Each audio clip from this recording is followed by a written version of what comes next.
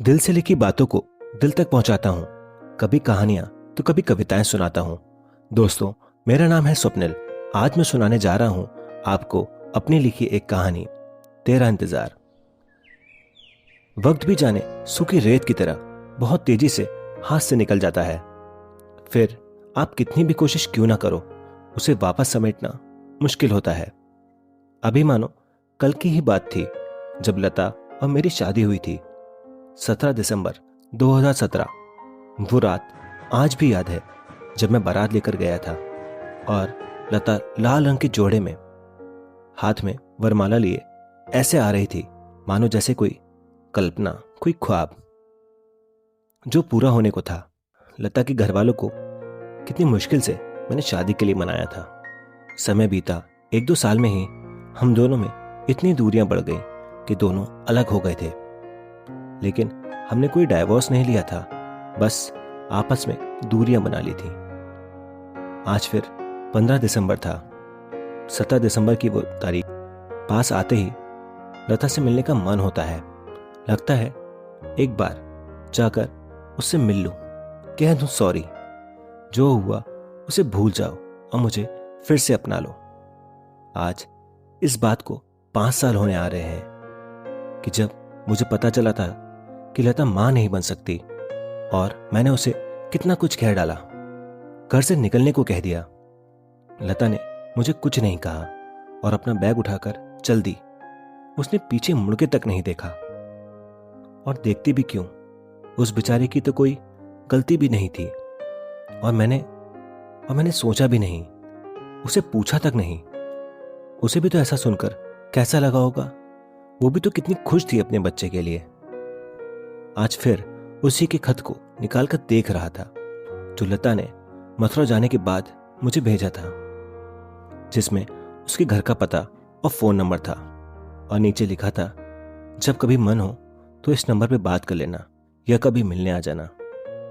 समय बीत गया, मैं कभी उससे मिलने नहीं गया और ना ही कभी उससे फोन पे बात की। मुझे ये तक पता नहीं था कि कहीं उसकी दूसरी शादी तो नहीं हो गई। ऑफिस में दोस्तों के साथ मथुरा बिहारी जी के दर्शन का प्रोग्राम बना। सारी तैयारी थी। मैंने चलते समय लता का वो भेजा हुआ खत अपने साथ जेब में रख लिया और इसी उम्मीद से कि शायद अगर मौका मिले तो मैं उससे जाके एक बार सॉरी बोल दूं और अपने दिल की बात कह दूं। और हम मथुरा के लिए निकल गए। आज पता नहीं क्या था जो मेरे मन में एक अजीब सी कश्मकश पैदा कर रहा था।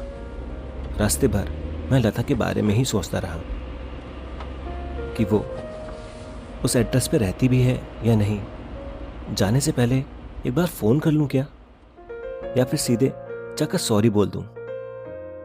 एक बार सॉरी कह दूंगा तो शायद मन से बहुत बड़ा बोझ हल्का हो जाएगा। हम सभी दोस्त मथुरा पहुंचे। हम सभी दोस्त बिहारी जी के मंदिर पहुंचे। वहां दर्शन किए, चाय पी और शाम को फिर से घूमने का प्रोग्राम बनाया। वहां से दोस्तों से मैंने शाम तक का समय लिया और निकल गया। मैंने वहां से चंदनवन का ऑटो किया और निकल गया। चंदनवन पहुंच के मैंने लेटर निकाला और पूछा, भैया 36A कहां पे होगा? भैया वो आगे से राइट लेकर सामने की ओर। Thank you. लेटर पर लिखे एड्रेस पर मैं पहुंच गया था।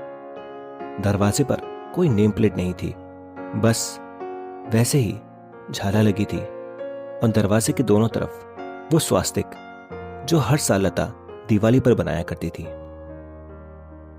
मैं देखते ही समझ गया था कि लता ने बनाया होगा। मैंने बड़ी हिम्मत के साथ डोरबेल बजाई। लता ने दरवाजा खोला।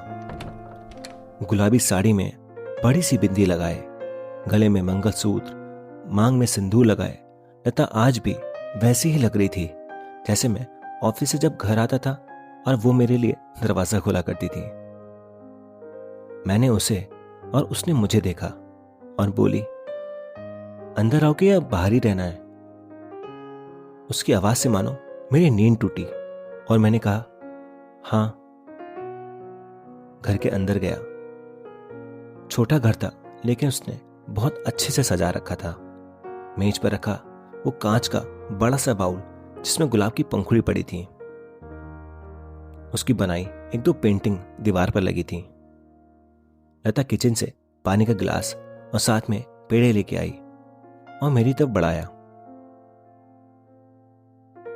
घर अच्छा मेंटेन किया है, मैंने बोला। हाँ, अब जैसा भी है कर ही लेती हूं, लता ने कहा। यहां कैसे आना हुआ? लता ने पूछा। वो दोस्तों के साथ बिहारी जी के दर्शन को आया था तो तुमसे मिलने का मन किया, मैंने कहा। अच्छा है, अब भी अपने मन की सुनते हो, लता ने शायद ताना मारते हुए कहा। और घर में सब ठीक है? मैंने पूछा। हाँ, सब ठीक है, लता ने कहा। और लता वहां से उठी और मेरे लिए खीर लेके आ गई। मैंने कहा, खीर? बोली, हाँ खा लो, मुझे मालूम है तुम्हें पसंद है, और वैसे भी मेरे लिए आज खास दिन है। आज मेरी शादी की सालगिरह है तो भगवान का भोग लगाया था, लता ने कहा। मैंने कहा, मुबारक हो। आज भी उसके हाथ की बनी खीर में वही स्वाद था। मैंने पूछा, हस्बैंड नहीं है घर पर?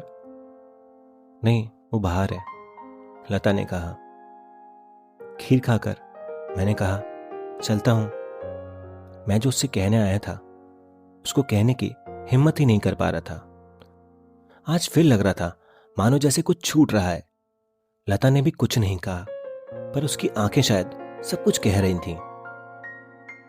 फिर कभी मन करे तो आ जाना, लता ने कहा। हाँ बिल्कुल, मैंने कहा और मैं चल दिया। लता वहीं दरवाजे पर खड़ी मुझे एकटक देख रही थी। मैं चाहकर भी पीछे मुड़कर देखने की कोशिश तक नहीं कर पा रहा था, और मैं बिना पीछे मुड़े गली के अगले मोड़ तक आ गया। यही सब सोच के मेरा सर दर्द से फटा जा रहा था। अगले मोड़ पर मेडिकल स्टोर पर रुका और मैंने कहा, मैम एक जरा सर के दर्द की टैबलेट दे दीजिए। मेडिकल पर जैसे ही उस लेडी ने मुझे देखा, बोली, अरे आप निशान जी हैं ना, आप दुबई से कब वापस आए? आप मुझे जानते हैं? हाँ, लता तो हमेशा आपकी बात करती है, बता रही थी कि आप दुबई में जॉब करते हैं, आपको छुट्टी भी बड़ी मुश्किल से मिलती है, ज्यादातर बाहर रहते हैं। आपने मुझे कैसे? अरे मैंने आपको आपकी शादी की फोटो में देखा है, लता ने मुझे दिखाया था। मैंने वहीं दुकान पर टैबलेट फेंकी और लता के घर की तरफ दौड़ गया। लता अभी भी वहीं खड़ी थी, उसकी आंखें शायद मेरा इंतजार कर रही थीं।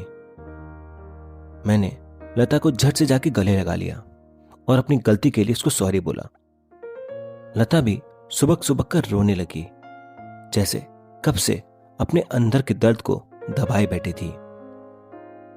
तो दोस्तों, ये थी मेरी आज की कहानी, तेरा इंतजार। दोस्तों, अगर आपको एक कहानी पसंद आई तो इसको लाइक, शेयर और चैनल को सब्सक्राइब करना ना भूलें।